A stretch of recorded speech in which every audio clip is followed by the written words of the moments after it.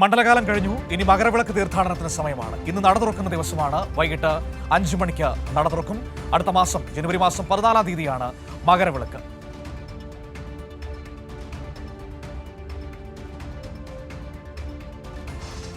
സനോജ് ചേരുകയാണ് ശബരിമലയിലെ വിശേഷങ്ങൾ പങ്കുവയ്ക്കാനായി. Sanoj, good morning.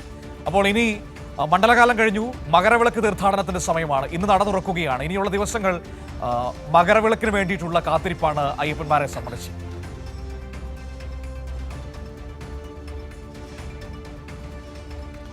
തീർച്ചയായിട്ടും മനു, ഒരു മണ്ഡലകാലം വലിയ പരാതികളും പരിഭവങ്ങളുമില്ലാതെ കഴിഞ്ഞു പോയിരിക്കുകയാണ്. ഇനി മകരവിളക്കിന് വേണ്ടിയുള്ള കാത്തിരിപ്പാണ്. മകരവിളക്കിൻ്റെ മുന്നോടിയായി ഇന്ന് വൈകുന്നേരം 5 മണിയോടുകൂടി തന്ത്രി മഹേഷ് മോഹനരുടെ സാന്നിധ്യത്തിൽ ഇ ഡി പ്രസാദ് നട തുറക്കും. അതോടുകൂടി മകരവിളക്കിന് വേണ്ടിയുള്ള ചടങ്ങുകൾ ആരംഭിക്കും. പിന്നീട് ആടിയിൽ മേൽശാന്തി അഗ്നി പകരുന്നതോടുകൂടി തീർത്ഥാടകർക്ക് 18-ാം പടി ചവിട്ടി ദർശനം നടത്താൻ വേണ്ടിയുള്ള ക്രമീകരണമാണ് ഇന്നുണ്ടാവുക. ക്ഷേത്രം തുറക്കുന്ന ഇന്ന് പ്രത്യേക പൂജകളൊന്നും തന്നെ ഉണ്ടാവില്ല. രാത്രി 10 മണിയോടുകൂടി ഹരിവരാസനം പാടി ഇന്ന് നടയടയ്ക്കും. ഇന്ന് മറ്റ് ചടങ്ങുകൾ ഒന്നും തന്നെ ഉണ്ടാവില്ല. ഈ കൊല്ലം മണ്ഡല കാലത്ത് തീർത്ഥാടകരെത്തിയത് 36,33,191 തീർത്ഥാടകരാണ്. ഈ തീർത്ഥാടന കാലത്ത് മണ്ഡലകാലത്ത് ശബരിമലയിൽ ദർശനത്തിനെത്തിയത്. അതിൽ കഴിഞ്ഞ വർഷത്തെ കണക്ക് പരിശോധിക്കുകയാണെങ്കിൽ 32,49,756 പേരാണ് മണ്ഡലകാലത്ത് ദർശനം നടത്തിയത്. കഴിഞ്ഞ വർഷത്തേക്കാൾ 3,83,435 പേർ ഇക്കുറി അധികമായി ശബരിമലയിലെത്തി. അങ്ങനെ അധികമായി ശബരിമലയിലെത്തുമ്പോഴും ഇത്തവണ തീർത്ഥാടനത്തിന് യാതൊരു പരാതിയും പരിഭവവും ഉണ്ടായിരുന്നില്ല എന്നതാണ് ഏറ്റവും പ്രധാനപ്പെട്ട കാര്യം. പക്ഷേ ആദ്യ 3-4 ദിവസങ്ങളിൽ വലിയ തോതിലുള്ള തീർത്ഥാടക പ്രവാഹം ഉണ്ടായപ്പോൾ ചെറിയ പരാതികൾ ഉണ്ടായിരുന്നു. അന്നൊഴിച്ചാൽ മറ്റ് പ്രശ്നങ്ങളൊന്നും ഉണ്ടാവാതെ വളരെ സുഖകരമായ രീതിയിൽ ഒരു മണ്ഡലകാലം പൂർത്തിയായി എന്നതാണ് സംസ്ഥാന സർക്കാരിനെയും ദേവസ്വം ബോർഡിനെയും സംബന്ധിച്ച് ഏറെ ആശ്വാസകരമായ കാര്യം എന്ന് പറയുകയാണ്.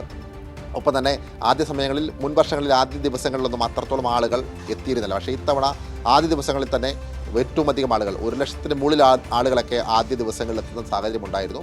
അതുകൊണ്ട് തന്നെ തീർത്ഥാടനവുമായി ബന്ധപ്പെട്ടുകൊണ്ട് ഹൈക്കോടതി കർശനമായ നിർദ്ദേശം കൊടുത്തു. നിശ്ചിത ആളുകളെ മാത്രം ശബരിമലയിലേക്ക് എത്തിച്ചാൽ മതി. അങ്ങനെ വെർച്വൽ ക്യൂ സംവിധാനം കർശനമായി നടപ്പാക്കി. സ്പോട്ട് ബുക്കിങ്ങിനും നിയന്ത്രണം ഏർപ്പെടുത്തി. അത്തരത്തിൽ ഈ ശക്തമായ നിയന്ത്രണങ്ങൾ ഉണ്ടായിട്ടും കഴിഞ്ഞ വർഷത്തേക്കാൾ 3,00,000-ലധികം ആളുകൾ ഇത്തവണ മണ്ഡലകാലത്ത് ദർശനം നടത്തിയെന്നതാണ് ഏറ്റവും പ്രധാനപ്പെട്ട കാര്യം. ഇനി മകരവിളക്കിന് നട തുറക്കുമ്പോൾ മകരവിളക്ക് സമയത്തും വലിയ തോതിലുള്ള തീർത്ഥാടകരുടെ പ്രവാഹം ഉണ്ടാകുമെന്നുള്ള കാര്യത്തിൽ സംശയമില്ല. ഇന്നലെ തന്നെയാണെങ്കിൽ പരമ്പരാഗത കാനനപ്പാതയിലാണ് മകരവിളക്ക് തീർത്ഥാടന കാലത്ത് ഏറ്റവും അധികം തിരക്ക് അനുഭവപ്പെടുന്നത്. എന്നാൽ ഇന്ന് വൈകുന്നേരം 5 മണിക്ക് നട തുറക്കുന്നതിനാൽ ഇന്നലെ തന്നെ ആളുകൾ കാനനപ്പാതയിലൂടെ മല ചവിട്ടാൻ വേണ്ടി എത്തിയിരുന്നു. ഹൈക്കോടതിയുടെയും നിർദ്ദേശമുണ്ടായിരുന്നതിൻ്റെ അടിസ്ഥാനത്തിൽ തീർത്ഥാടകരെ ഇന്നലെ കാനനപ്പാതയിലൂടെ സന്നിധാനത്തേക്ക് മല കയറാൻ അനുവദിച്ചിരുന്നില്ല. അതുകൊണ്ട് തന്നെ തീർത്ഥാടകർക്ക് കാളകെട്ടിയിലും അഴുതക്കടവിലുമൊക്കെ കാത്തുകിടക്കേണ്ട സാഹചര്യമുണ്ടായി. അതിനെ തുടർന്ന് ചില ആളുകൾ അവിടെ ബോധപൂർവമായ പ്രശ്നങ്ങൾ സൃഷ്ടിക്കാൻ ശ്രമിച്ചു എന്നത് പ്രധാനപ്പെട്ട ഒരു കാര്യമാണ്. എങ്കിലും ആ പ്രശ്നങ്ങളെല്ലാം പരിഹരിച്ചിട്ടുണ്ട്. തീർത്ഥാടകരെ കാനനപ്പാതയിലൂടെ മല ചവിട്ടാൻ വേണ്ടിയുള്ള ക്രമീകരണങ്ങൾ ഒരുക്കിയിട്ടുണ്ട് എന്നതാണ് ഏറ്റവും പ്രധാനപ്പെട്ട കാര്യം. എന്തായാലും വലിയ തോതിലുള്ള തീർത്ഥാടക പ്രവാഹമാവും മകരവിളക്ക് തീർത്ഥാടന കാലത്തും അനുഭവപ്പെടുക. അതുകൊണ്ട് തന്നെ വേണ്ട വിധത്തിലുള്ള മുന്നൊരുക്കങ്ങളും ക്രമീകരണങ്ങളും എല്ലാം സന്നിധാനത്തും പരിസര പ്രദേശങ്ങളിലും സംസ്ഥാന സർക്കാരും ദേവസ്വം ബോർഡും ഒരുക്കിയിട്ടുണ്ട്. മനു,